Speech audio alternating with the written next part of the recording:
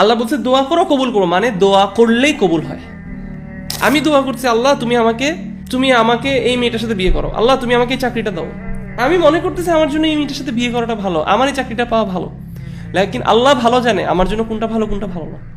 আল্লাহ promise করতেছে যে দোয়ার রেসপন্স হচ্ছে অ্যাকসেপ্টেন্স।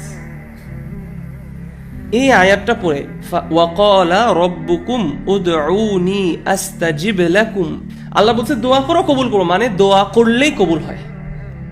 এটা নীতি, আপনার জীবনে এটাকে নীতি বানায় ফেলেন, দোয়া করলেই দোয়া কবুল হবে, এটা আল্লাহর কথা।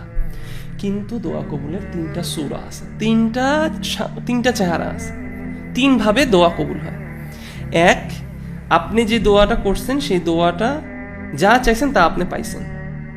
অথবা 2, আপনার এই দোয়া করার জন্য আপনার থেকে একটা কোনো বালা মুসিবত, মানে কোনো একটা হার্ম আপনার থেকে রিমুভ করা হলো।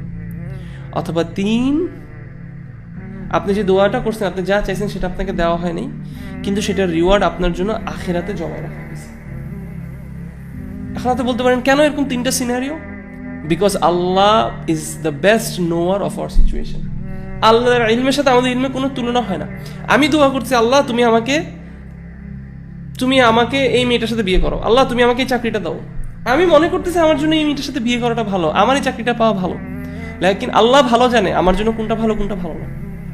সো আমার কাজ হচ্ছে আল্লাহকে শুধু চাওয়া এবং বিশ্বাস করা, চাইছি মানেই কবুল হবে। কিভাবে কবুল হবে? এই 3টার যে কোনো একভাবে কবুল হবে, আলহামদুলিল্লাহ। তার মানে জাস্ট দোয়া করা, চাওয়াটাই, আপনি চাওয়ার সময় থেকেই আপনার এনজয়মেন্ট শুরু হওয়া উচিত। আমরা দোয়া করে অপেক্ষা করি, দোয়া কবুল হইলে খুশি হই। দোয়া যে করতে পারছি, দ্য তৌফিক আমি যে পাইছি, দোয়া করার তৌফিকটা যে আমি পেয়েছি, এখান থেকে আমার খুশি হওয়ার কথা। সুবহানাল্লাহ। এবং দোয়া থেকে দূরে থাকা ইজ অ্যারোগেন্স, এটা হচ্ছে অহংকার। দোয়া থেকে দূরে থাকি এবং আমরা দোয়া করা তো আমরা শিখি না। সুবহানাল্লাহ।